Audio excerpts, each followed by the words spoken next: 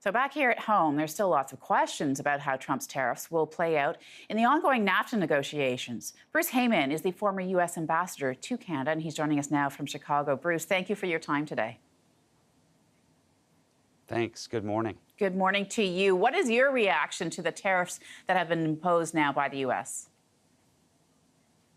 Well, given Donald Trump's behavior up to this point, in some ways I'm not surprised that he did it. But I'm so incredibly disappointed, and on behalf of all of us in the United States, and this is not a partisan issue.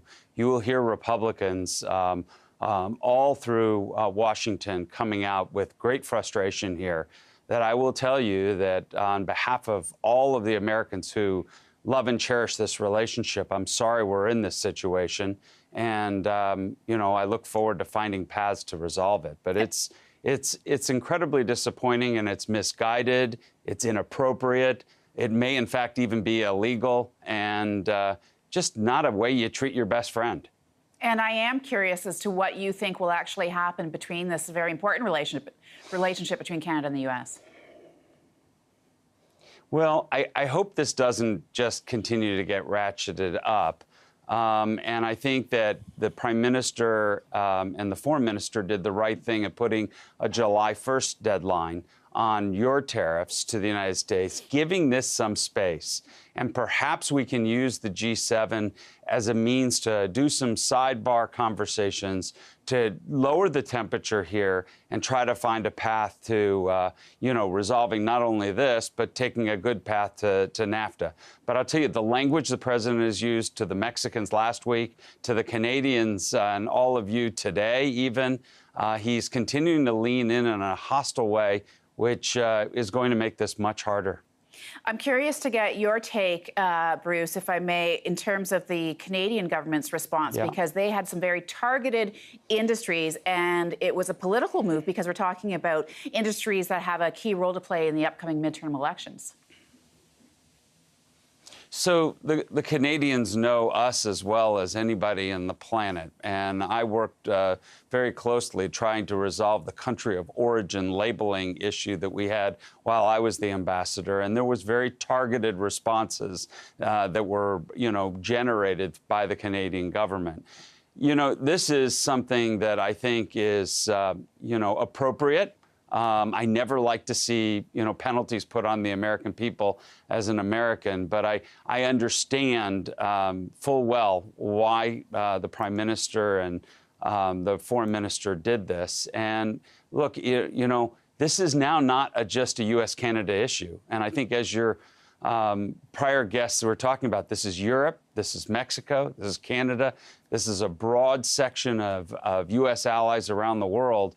And when you open the front page of the FT, the Financial Times, and the headline talks about, war with allies, it's such a weird juxtaposition of terms that how could we find ourselves in this position? But President Trump has put us here.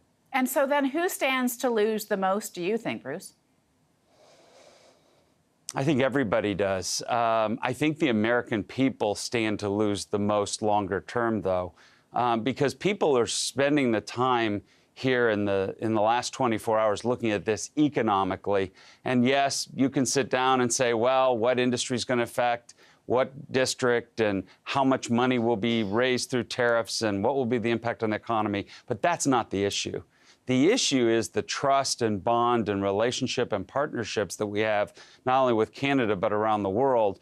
That how do you trust your partner when they treat you in the way that the U.S. just treated our allies? I think this is going to take a very long time to repair, and we haven't even finished doing the damage yet.